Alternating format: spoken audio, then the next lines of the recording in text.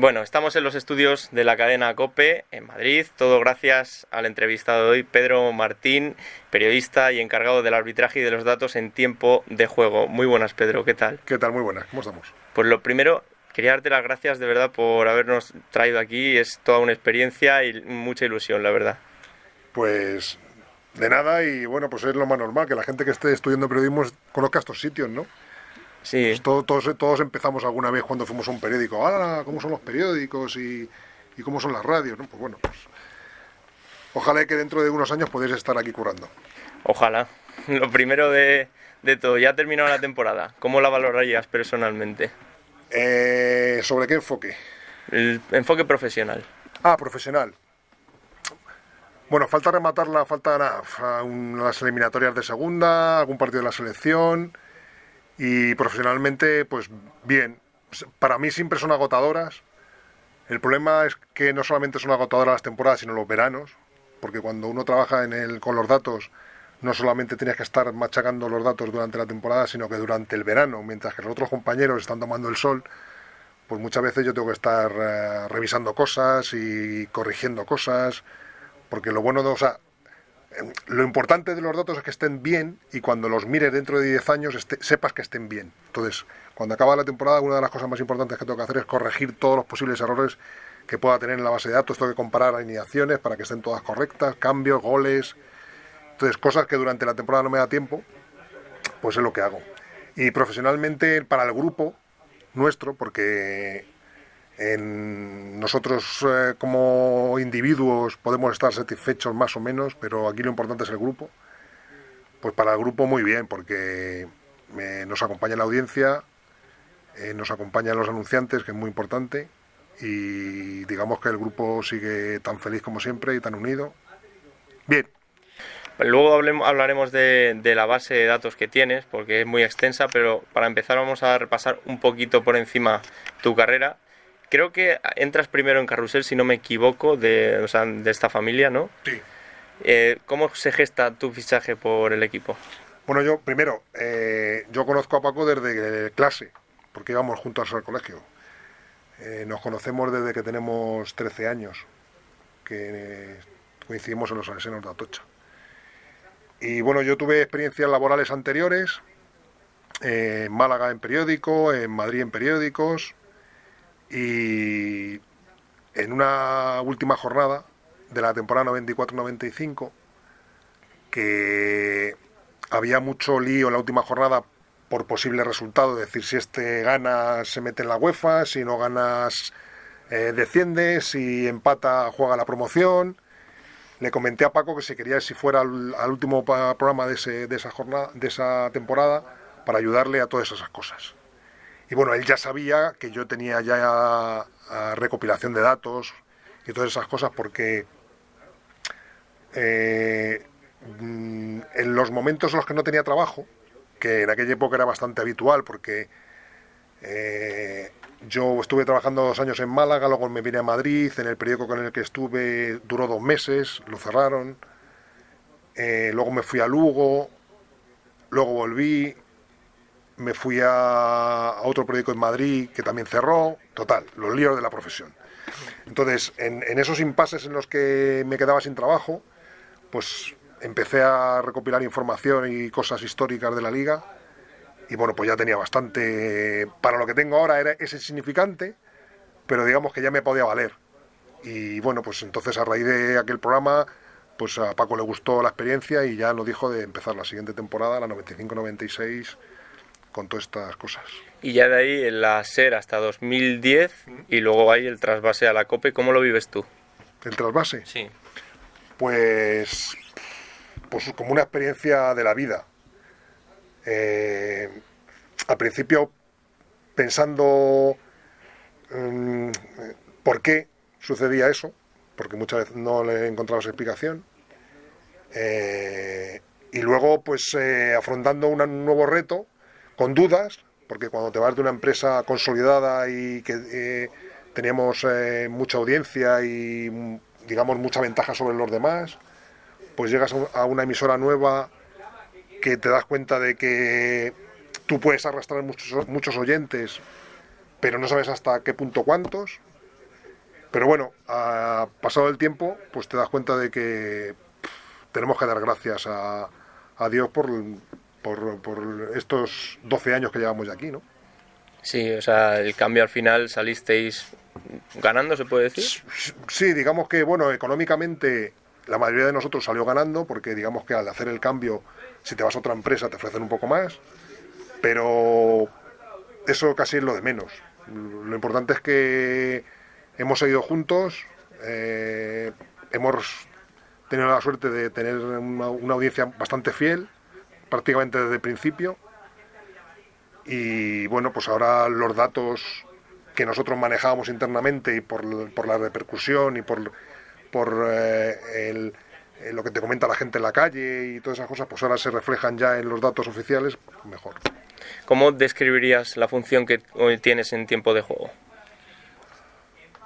Pues fíjate, yo cuando estaba en la SER, yo me solía poner al lado de Paco y yo tenía muy poca actuación en el micrófono. Pero aquí en la COPE, por circunstancias de la colocación de la gente en la mesa, pues me tuve que alejar de Paco y entonces, de forma natural, ya las cosas que antes le decía al oído, pues ahora se las digo al micrófono y las escucha él. Y ahora tengo mucha más intervención en el micrófono, cosa que antes no hacía. Y luego, desgraciadamente, me he tenido que ocupar del tema arbitral porque se murió José Francisco. Y digamos que de lo que yo era cuando yo llegué a la COPE en 2010 a lo que soy ahora en 2022, digamos que mi trabajo sucio sigue siendo el mismo, lo de la base de datos y recuperar información, pero me luce más porque luego tengo más actuación en el micrófono y más presencia, pero más o menos. ¿Y encargarte del tema de los árbitros a ti te llena, te gusta o por el contrario preferirías no hacerlo? No, me gusta porque como me gusta mucho el fútbol y amo el fútbol sobre todo, casi siempre cuando hablo de los árbitros lo que hago es pensar en cómo sería el fútbol mejor dando yo mis opiniones, ¿no? Entonces, como yo las jugadas las entiendo siempre pensando en el fútbol que yo me gustaría que fuera. Y bueno, pues por eso estoy en contra del VAR en principio y de muchas de las reglas que se han cambiado últimamente en el fútbol. Entonces lo que hago cuando opino de los árbitros es intentar dar mi opinión sobre la jugada y en el fondo intentar influir en la opinión pública para que esas cosas se recompongan y vuelvan a ser como antes. De hecho, tú fuiste árbitro, creo que en una entrevista escuché que llegaste hasta tercera. No, a preferente. A preferente. ¿Podrías haber llegado más lejos si hubieras continuado o no? No, lo que pasa que yo fui árbitro en el año 86, me colegié, y cuando me fui a Málaga a trabajar lo dejé, porque digamos que no encontraba la relación entre el trabajo y seguir de árbitro, lo dejé. Luego cuando volví a Madrid me volví a colegiar, pero digamos que ya era muy mayor. Ya tenía, ¿cuántos? 30 años más o menos. Y estando en preferente, sí. No, en primera regional por entonces. Con 30 años ya es bastante difícil que puedas llegar muy lejos, porque ahora los árbitros en primera división, en segunda división, son todos muy jóvenes. Entonces, digamos que si tú estás en esas categorías con esa edad, lo normal es que no subas por muy bueno que seas. Entonces, bueno, digamos que tuve... mi profesión como periodista influyó en mi carrera como árbitro, pero bueno, son cosas de la vida. Pero son muy jóvenes aquí en España, porque luego nos vamos a otros países como Inglaterra. Aquí en España los árbitros están muy profesionalizados, pero en Inglaterra, por ejemplo, vemos árbitros fuera de forma, más mayores.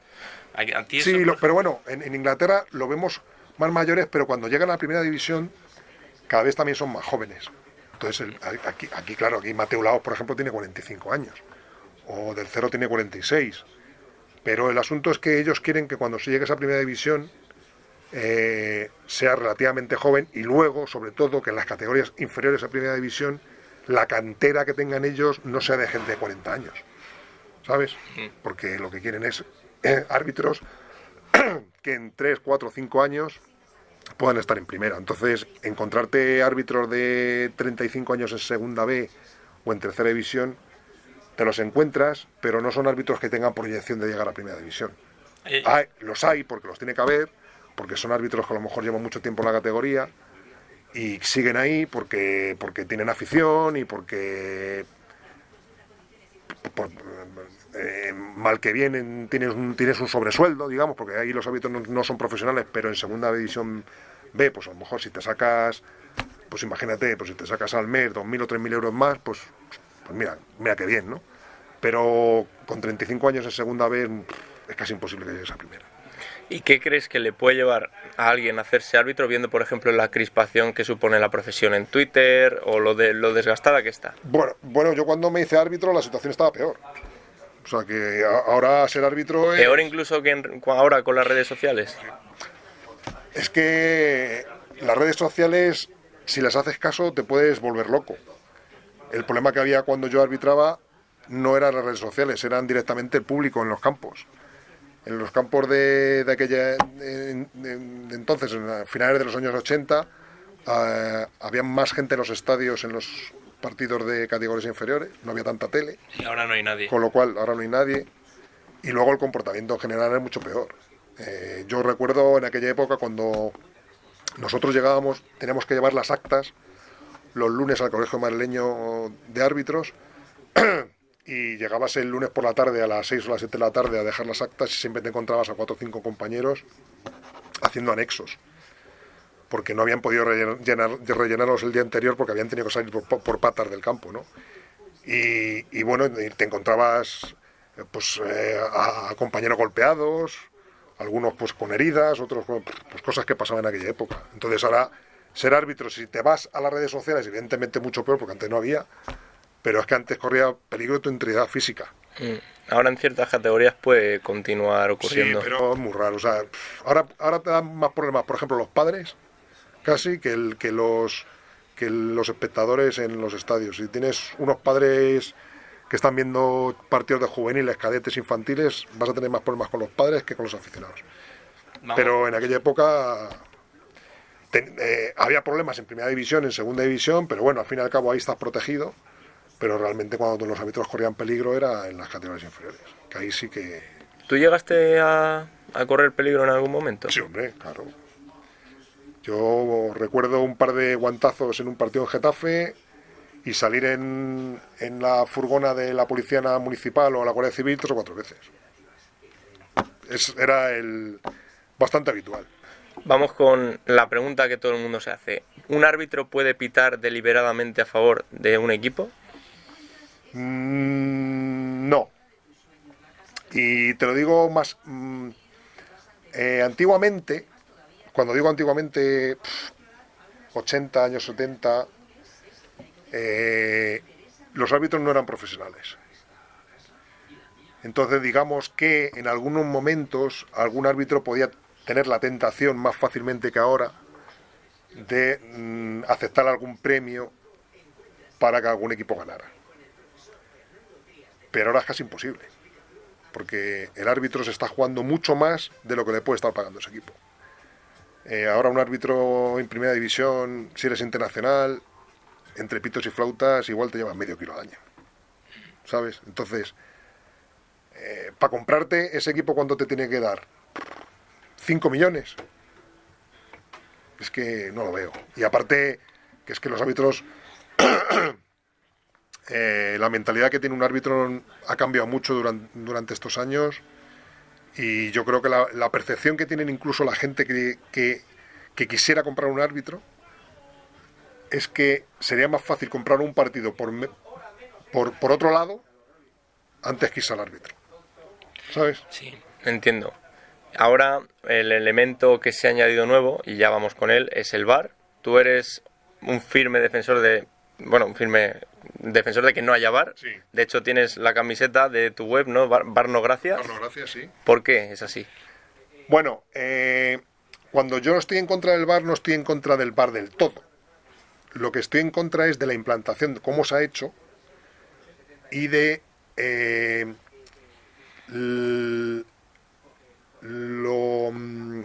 lo que abarca el VAR. lo que se revisa en el VAR, que es prácticamente todo, ¿vale? Entonces, yo digo VAR no gracias, porque si me das a elegir entre VAR y no VAR, es no VAR, pero a mí no me gustaría que hubiera un VAR sensato, ¿vale? ¿Y cuál es un VAR sensato? Pues un VAR sensato es un VAR en el que se revisen muchas menos cosas de las que se hacen ahora, y sobre todo que la implantación del VAR hubiera sido progresiva y no de golpe.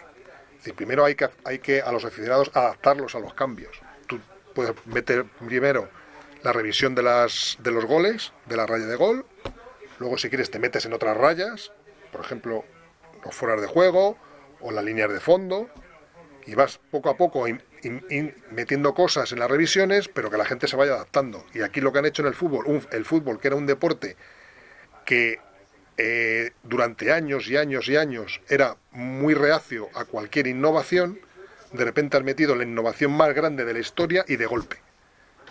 Una cosa que te revisa todo, cualquier tipo de falta, cualquier tipo de... Entonces no, si tú hubieses hecho una introducción progresiva, hubiera sido para todos mejor para el público, mejor para los árbitros y mejor para el juego. Y según como lo has hecho, es un desastre, porque nadie se entera cuándo tienen que intervenir, cuándo no. Los jugadores lo que provocan es que fingen más, provocan que el juego se pare. Son casi todo inconvenientes. Que corrige algunos errores, evidentemente. Si no corrigiera ya algunos errores, entonces sería una calamidad, pero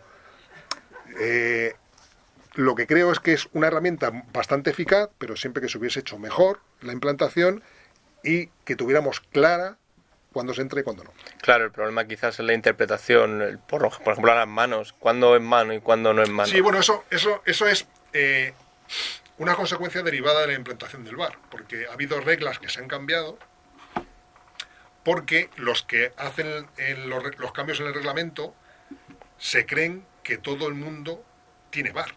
Cuando no se nos olvide, el 99% del fútbol en el mundo sigue siendo sin VAR. Porque solamente es el 1%. Es cierto que es el 1% que se ve, que es el que se sale por la televisión, pero en un partido en Nigeria, de segunda división de Nigeria, no hay VAR. Y en un partido de infantiles de La Coruña no hay VAR. Y en un partido de cadetes en Miami no hay VAR. ¿Vale? O sea, solamente hay un 1%. Entonces, tú, por ejemplo, entiendes que la regla esa de que si un jugador toca la pelota en ataque, aunque sea de manera involuntaria, si luego se produce el gol inmediatamente, se anule, eso está pensado porque hay VAR. Porque eso los árbitros en esas categorías es imposible que lo vean. Entonces, sabiendo que es imposible que lo vean, aún así han cambiado la regla. Y tú tienes que hacer reglas universales. El fútbol siempre ha sido un deporte universal. Y lo que están consiguiendo con estas cosas es que el fútbol deje de ser universal. Bueno, se dice que Pedro Martín está siempre enfadado en antena. ¿Esto forma parte del show? ¿O es verdad que a veces te calientas? No, enfadarme... Sí, no, de vez en cuando me enfado, sí, pero no estoy todo el rato enfadado. De hecho, la mayoría del rato me estoy riendo. Por ejemplo, Rubén Martín te pincha mucho. Me chincha, sí. La mayoría del rato me estoy riendo, porque lo paso muy bien. Lo que pasa es que hay cosas que me enervan, y cuando me enervan, pues sí, salto. Y como... Digamos que no hay mucha gente que se fije en las cosas que están mal hechas, porque en general los periodistas deportivos son bastante buenos, quiero decir, buenos en la crítica. ¿Por qué se ceban en los árbitros muchas veces? Porque es el elemento que no les importa criticar. Pero ya cuando se tienen que meter en jugadores, por ejemplo, ya... Y entonces yo, si tengo que decir que un jugador es un zoquete, lo digo, ¿sabes? Y si tengo que decir que lo que sea, no me importa, porque como yo ni conozco jugadores ni conozco árbitros, entonces, bueno, pues si tengo que saltar y tengo que decir alguna bordería, la digo sin problema. Se dice que los árbitros deberían conceder como una pequeña rueda de prensa como hacen los futbolistas al final del encuentro. ¿Tú estás de acuerdo con eso? No. Yo sé que eso a nosotros nos vendría fenomenal, porque te daría juego, pero a la figura del árbitro no le aportaría nada. ¿Qué va a contar el árbitro? ¿Que se ha equivocado? Pues en una jugada muy clara que se ha equivocado, pues sí, ya lo hemos visto. Si él lo sabe. Y si es una jugada que es dudosa, él siempre va a defender su opinión. Si es un penalti que hay un 50% de gente que dice que es penalti y el otro 50% dice que no, pues el árbitro, si no lo ha pitado, va a decir no, pues es que no es. Y ya está. Y hablando de errores, ¿cuál dirías tú en primera división que ha sido esta temporada el más flagrante de todos? Uno que se te venga a la cabeza. Uno que se me venga... Bueno, por ejemplo, la mano de Piqué en Villarreal. La mano de Piqué. Sí, pero vamos.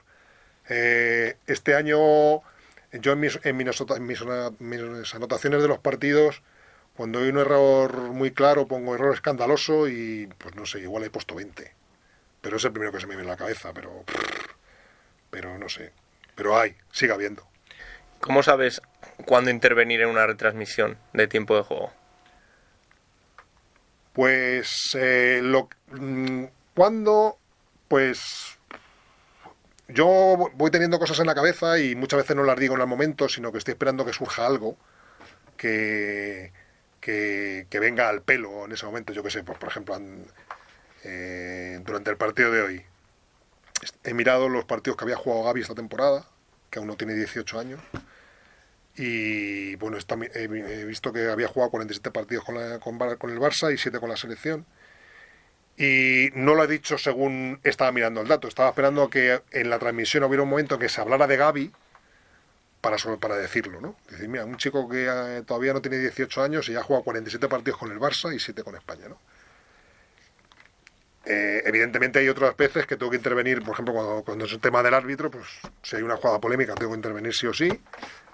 Y luego lo importante en la radio es decir las cosas en el menor tiempo posible y lo más clara posible, ¿vale? Porque la radio no puede marear al oyente con una cosa que sea muy larga de explicar, muy farragosa y que sea muy complicada. Entonces las cosas tienen que ser muy claras y muy rápidas, porque estás en un medio que no... Yo, por ejemplo, cuando trabajaba en un periódico, pues en un periódico te puedes explicar las estadísticas con mucho más detalle, con cuadros, con un texto en el que puedas explicar no sé qué, pero aquí muchas veces lo que son los datos no lo puedes explicar lo que a ti te gustaría, pues porque no es el medio, ¿sabes? Entonces tienes que tener muy claro cuáles son los conceptos para dar el detalle más sobresaliente y que sea una cosa que a lo mejor al oyente le pueda sorprender, ¿vale? Pero tiene que ser muy, muy mascado. Tú para intervenir te nutres de tu base de datos, que la elaboras tú mismo, ¿verdad? Sí. ¿Y cuántas cosas puedes tener ahí metidas? Pues tengo la primera división, la Liga de Campeones, la segunda división, la Liga Inglesa, la Liga Italiana, los Mundiales, las Eurocopas. Bueno, pues eso. ¿Y qué tipo de datos, más o menos? No, pues yo llevo desde el año 95, que fue cuando empecé en el carrusel, ya de manera sistemática, viéndome los resúmenes de todos los partidos de las competiciones esas. Entonces lo que hago es anotar las cosas más importantes de los resúmenes. Claro, no me puedo ver los partidos enteros, porque si yo perteneciera a una empresa, pues esa empresa tendría varios trabajadores y se podrían ver los partidos enteros. Pero yo lo único que hago es verme los resúmenes y con los datos que cojo de los resúmenes, pues todo lo que se pueda tirar de ahí. Un montón de cosas. Al final, muchas. ¿El dato más extraño que puedas tener? Dato más extraño.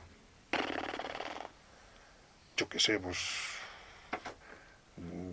Yo qué sé, desde goles de Rabona a... Yo qué sé, pues si quieres saber cuántos puestos ha tenido un tío en su carrera, o cuántos puestos ha recibido un portero en su carrera, o yo qué sé, es que... Y luego a la hora de cruzar, pues de cruzar los datos, pues yo qué sé, muchos, no sé, yo qué sé, pues se me está ocurriendo, ¿cuántos goles de córner ha marcado un equipo en el que está parejo? Por ponerte un caso, yo qué sé, o no sé. O sea, cuando ya tienes los datos de los goles que ha marcado con centro de parejo de córner, pues ya tienes toda la carrera de, no sé, un montón de cosas. ¿Y eso muchas de ellas tontería, pero bueno, pues están bien. Sí, luego se dice en antena y quedan bien. Sí, hay muchas que no aportan nada, pero te ríes. Sí, pero... Yo sé exactamente las cosas que aportan información para el juego, para el partido, y cuáles son simplemente chorradas. pues bueno, pero es que a veces las chorradas, pues bueno, pues quedan monas. Pero todo esto, elaborar estas chorradas lleva un tiempo. Más o menos, ¿cuánto le dedicas tú a tu base de datos? Mucho, desgraciadamente mucho, porque digamos que ver los resúmenes de una jornada de primera división prácticamente es un día. Si tienes que ver Liga de Campeones, o Segunda, o Liga Inglesa y no sé qué, tengo algunos compañeros que me ayudan a hacer esos partidos, pero luego yo, por ejemplo, de cada jornada de primera división me preparo un informe de cada partido. Un informe que cuando empecé pues era medio folio, y ahora de cada partido igual me salen 20. Entonces cuando llega la jornada, pues me encuentro con 200 folios de la jornada. Entonces hacer esos 200 folios pues me lleva mucho tiempo. O sea, lo que pasa, esto yo muchas veces lo explico como si fuera un tren de mercancías. Un tren de mercancías, o sea, la información de estadísticas es como un tren de mercancías que cada año le pones un vagón más.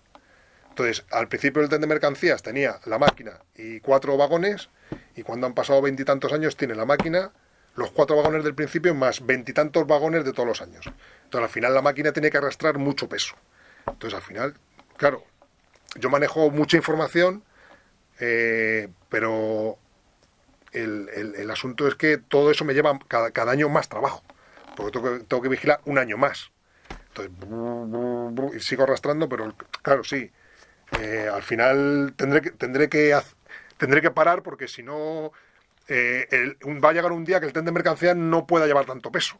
Pero es que no tienes a nadie bueno, que te ayude. Bueno, tengo algún compañero que me echa una mano, pero en general no. Es que mucho... Estoy intentando a ver si me ponen a alguien para digamos, tener 100% una mano derecha, porque el problema de esto es que yo las estadísticas además no las hago como las hace todo el mundo. Mi forma de recopilar información es diferente. Yo qué sé, vamos a una cosa bastante obvia, por ejemplo, las asistencias.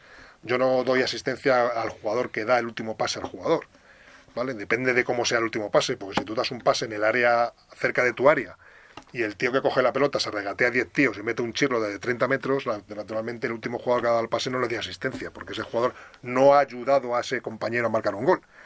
Digamos que eso es una jugada individual. Entonces, si es una jugada individual, no hay asistencia, ¿vale? Entonces, tú ves las estadísticas oficiales y el último jugador que ha dado un pase es asistencia. Por ejemplo, Enrique en el Argentina-Inglaterra del año 86, la asistencia Maradona. Maradona se regateó a 5 ingleses, no sé qué, no sé cuánto, y le cuenta. ¿Vale? Yo, por ejemplo, ese detalle no. Otro, por ejemplo, cuando un jugador pasa a otro y ese otro, en vez de tocar la pelota, se abre de piernas, se le deja pasar a otro, yo no le doy asistencia al último que ha tocado la pelota, sino el que ha propiciado que le llegue al otro. O sea, entonces, todas esas cosas necesito a alguien que entienda la forma de ver el fútbol como yo la veo, ¿vale? Entonces, lo que me viene bien es una persona que estuviera durante varias temporadas conmigo, para que yo ya casi no le tuviera que estar reconduciendo en lo que él hace. Que según esté viendo el gol, ya sabe él cómo lo tiene que apuntar, ¿sabes? Sí. Entonces, yo qué sé, por ejemplo, un partido de fútbol dura 90 minutos.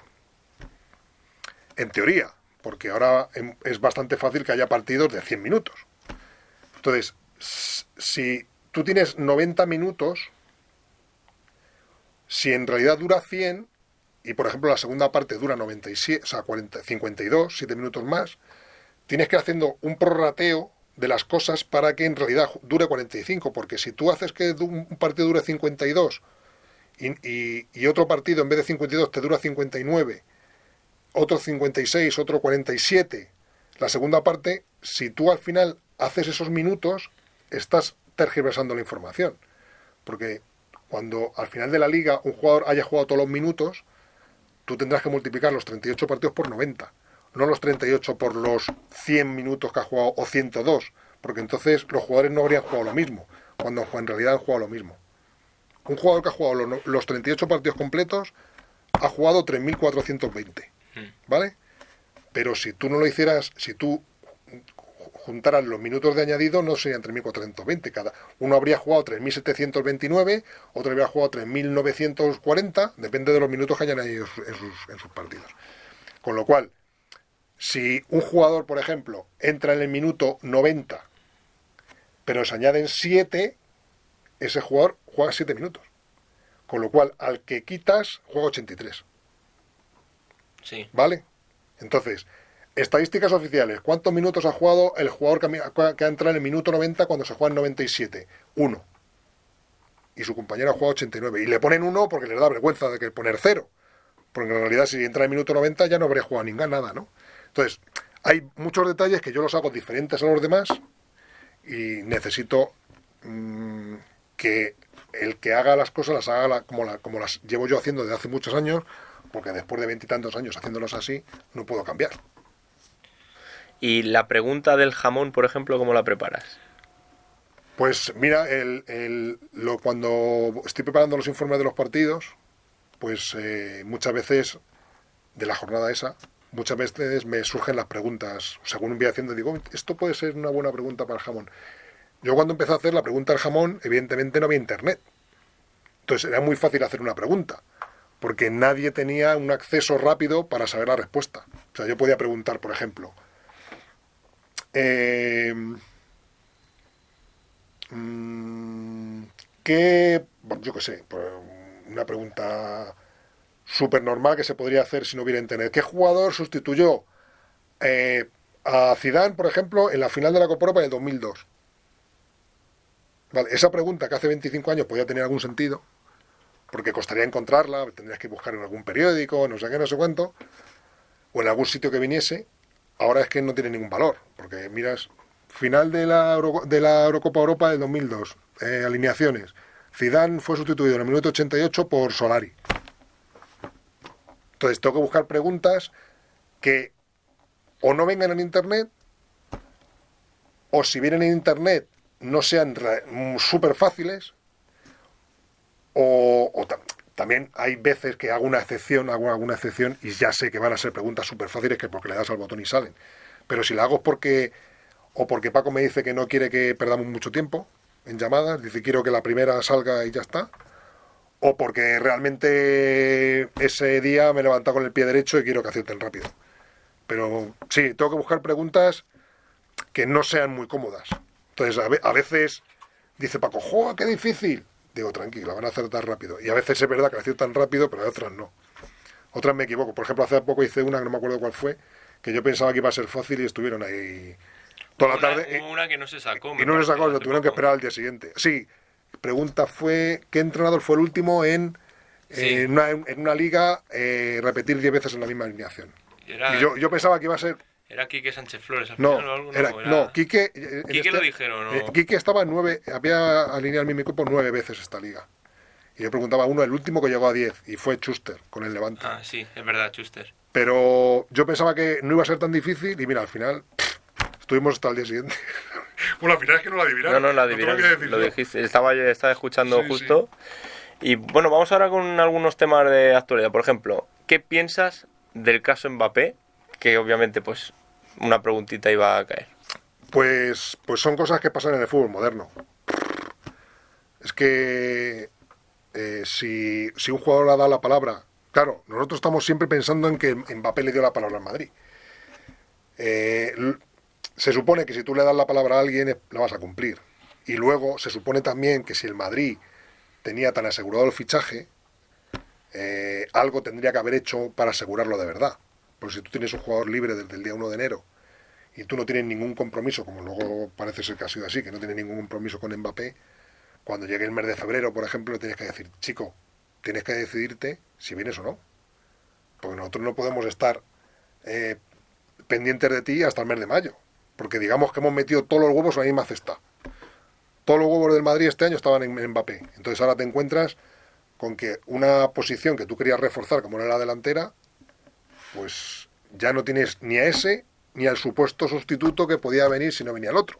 Entonces estás quedado sin los dos. Entonces yo creo que el Madrid, o una de dos, o tenía que haber conseguido de Mbappé un compromiso por escrito, como hizo con Florentino Pérez, con otros jugadores de estrella hace años. Con Figo, por ejemplo, sí. O pasados los meses, pero no tantos como ahora, decirle, necesitamos una respuesta ya. ¿Vienes o no vienes? Pero... ¿Le pones algún pero al periodismo en el caso Mbappé? Pues no me atrevería mucho a criticar en este caso. Yo llevo peor otras cosas en el periodismo. Por ejemplo, el periodismo de bufanda lo llevo fatal, porque creo que no ayuda nada a la profesión. Pero yo creo que en el fondo lo de avanzar fichajes que al final no se producen. Es cierto, por ejemplo, que hay un porcentaje de fichajes que directamente, no es que se lo inventen los periodistas, pero que sí le dan pábulo a simples rumores, porque interesa, porque durante el verano, por ejemplo, en los periódicos, sin hablar de fichajes, ¿de qué vas a hablar? Entonces interesa, bueno, todo el mundo cuando se mete en este circo ya sabe más o menos de cómo va esto. Entonces ya sabes que muchos de los fichajes que se dicen, pues al final no se van a realizar.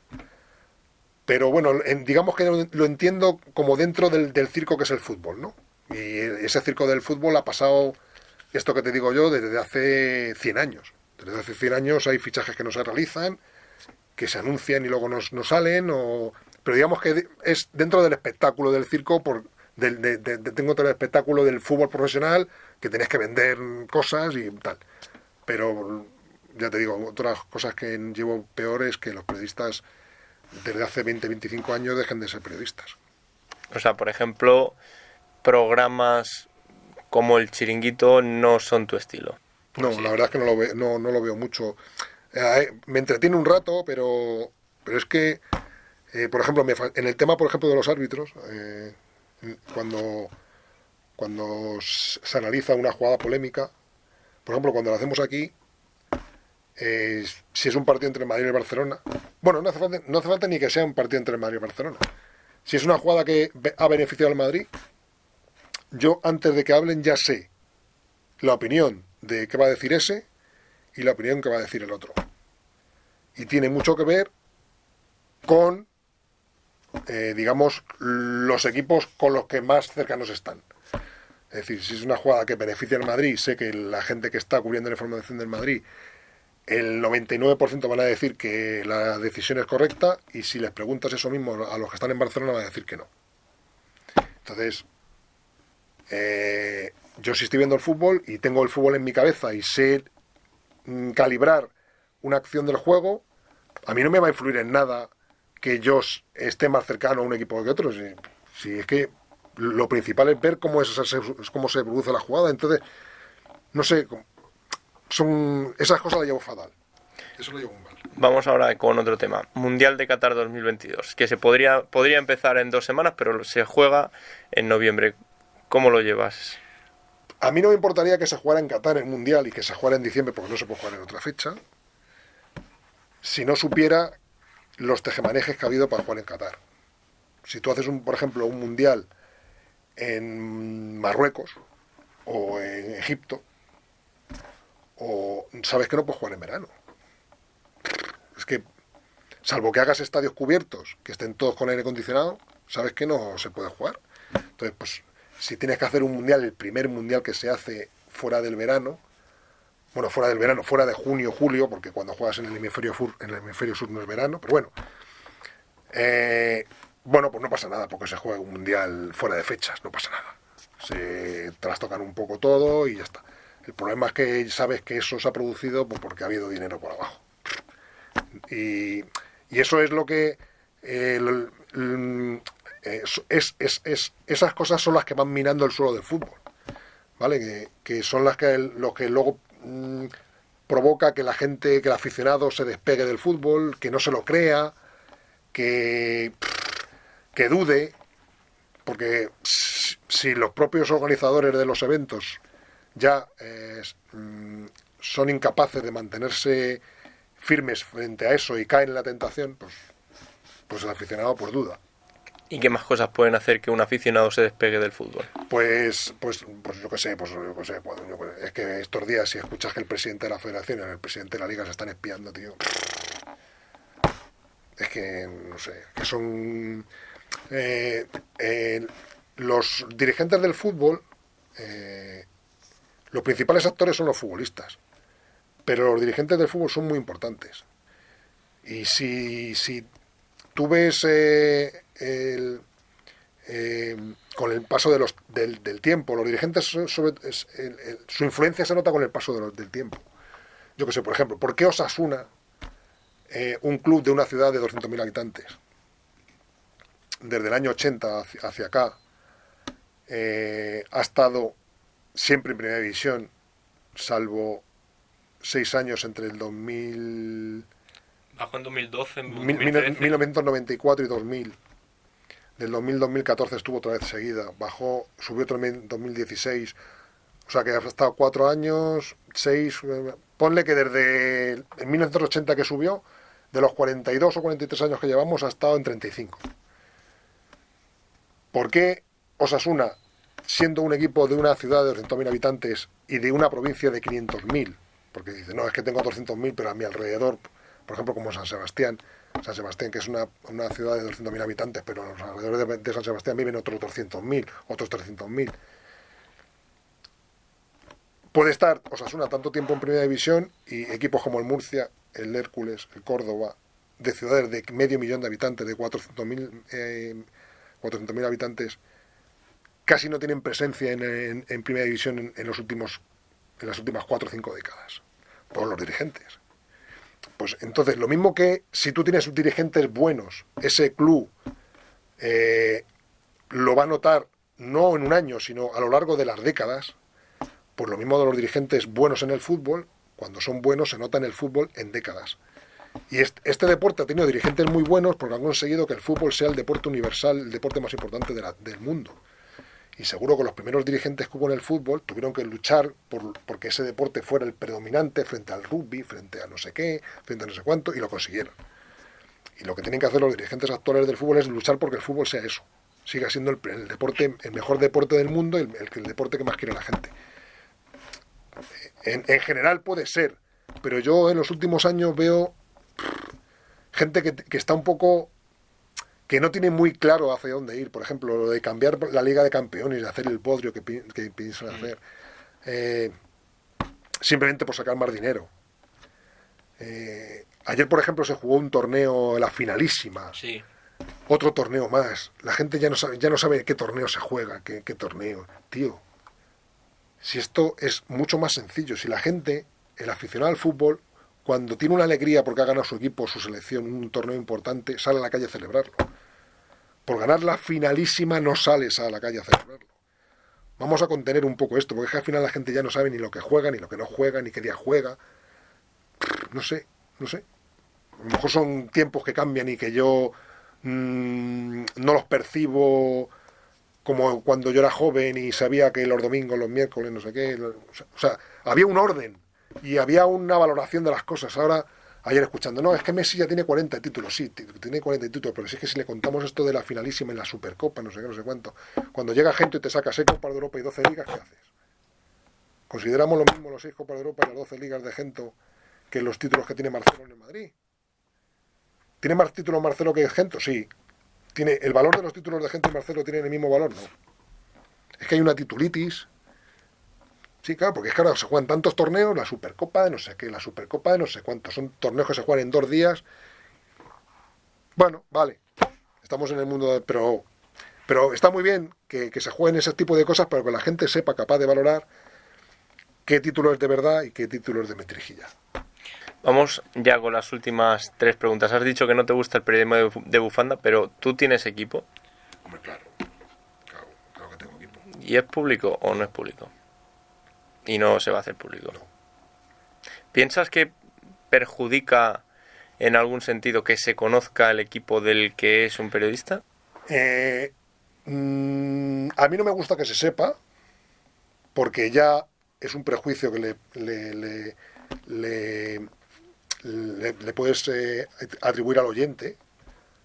Dice, ese ha dicho que es del Betis, o del Sevilla, o del Málaga, o del Valencia, o del Levante, del Barcelona, del Español. Es un prejuicio que no ayuda a nada, pero si tú luego eres capaz de tener opiniones que no te influyan para nada, el equipo de tu niñez, más que nada, porque cuando ya eres profesional y te dedicas a la información o te dedicas a ser árbitro, ya no tienes un equipo, decir, voy a defender este equipo porque es mi equipo del alma. Digamos que es el equipo con el que tú te emocionabas de niño o de joven, pero ya cuando eres una persona adulta y trabajas en esto, ya digamos que eso ya se pierde un poco y ya antepones otro tipo de cosas. Pero si tú eres de un equipo y eres capaz de, en tus opiniones o en tu trabajo, dejarlo a un lado, el problema es que mucha gente no lo deja. Bueno, la inmensa mayoría no lo deja, ¿sabes? O sea, que no son capaces de abstraerse de eso. Ese es el problema. ¿Tienes alguna anécdota que puedas contar? Una anécdota que se te venga a la cabeza que puedas contar de todos estos años. ¿De mi vida profesional? Sí. ¿Qué te haya ocurrido, por ejemplo, en Antena? Bueno, en Antena siempre las anécdotas tienen que ver cuando te quedas sin voz, que es un momento que lo pasas fatal. Y yo como fumo y tengo cierta carraspera, pues a veces me pasa. Y no sé, aparte de esas cosas, pues alguna bronca que he tenido, yo qué sé, pues con el tema este de los árbitros pero afortunadamente no tengo así cosas unas anécdotas muy sangrantes, o sea, muy dañinas para mí no, no. No, lo único, pues eso, pues siempre te molesta, por ejemplo, porque lo principal, por ejemplo, para una persona que se dedica a los datos es no equivocarte. Entonces, yo cuando doy una información, lo que hago siempre es tenerla primero y luego confirmarla y mirar por otro sitio por si acaso me estoy equivocando y tenerlo muy claro, porque en la información de datos lo principal es tener credibilidad. Si no la tienes, no te vale para nada. Entonces yo afortunadamente creo que cuando digo una cosa la gente se la cree, y se la cree porque luego la gente ahora puede ir a mirarlo y efectivamente lo que digo yo es verdad. Antes, hace 20 o 30 años podía decirlo y mucha gente decía, este se lo está inventando. Pero ahora no, ahora la mayoría de las cosas la gente las puede comprobar. Y bueno, pues a veces te equivocas porque miras en un sitio que no es el correcto, porque das un botón que no es tal, o simplemente porque te fías de tu memoria. Y yo sé que tengo una memoria muy buena para el fútbol, pero a pesar de todo a veces lío cosas y a lo mejor me estoy acordando de un partido cuando en realidad es otro, y entonces me fastidia cometer un error cuando estoy en Antena o yo qué sé, cuando pongo un dato en el Twitter y me doy cuenta de joder, la cago.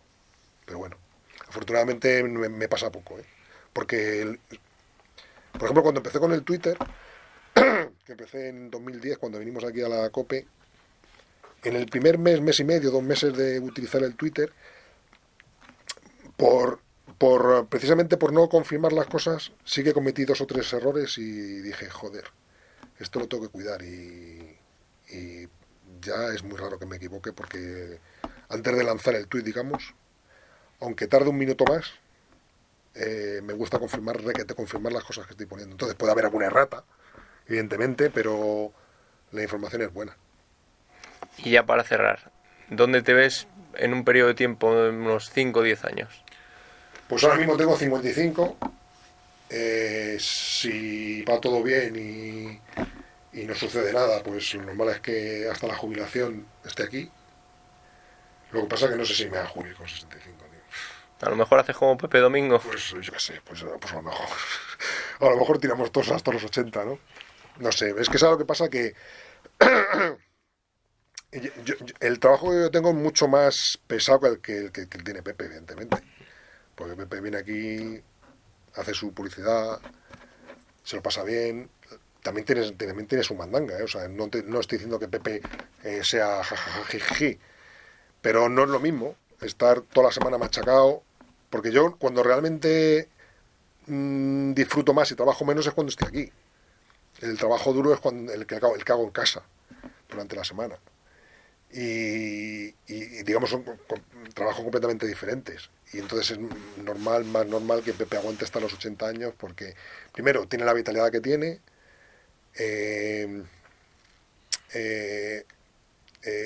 seguramente durante estos años está recibiendo más reconocimiento que nunca en su vida, con lo cual eso te ayuda mucho a seguir. Y ahí está a punto de cumplir 80 años y sigue aquí. Yo, por ejemplo, hasta los 80 años no creo. Pero yo qué sé, hasta los 70. No, qué sé, yo qué sé. Vivir día a día. De momento vamos a acabar esta temporada y vamos a empezar la siguiente. Y vamos a intentar seguir trabajando, seguir viviendo, seguir perteneciendo a este grupo y bueno, ya se verá. Pero lo lógico será que dentro de unos años pues siga aquí. Muchas gracias por haberte pasado por aquí, muchas gracias por tu tiempo, de verdad, yo lo agradezco muchísimo y espero que hayas estado a gusto. Sí, hombre, claro, aquí estamos. Encantado y nada, que para lo que queráis, lo mismo que yo hice cuando era joven, entrevistar a compañeros que estaban consagrados, pues esto es lo que hay que hacer primero para conocer la profesión y para saber que es una profesión que está guay, la verdad es que está guay, pero desgraciadamente no hay mucha gente que pueda disfrutar de ella, ¿no? Porque los sueldos son una caca la mayoría de las veces. Igual no cumple las expectativas que tú te has hecho cuando eras joven, pero bueno, hay muchos periodistas que disfrutan de su profesión todavía y hay que intentar meterse en ese grupo, ¿no?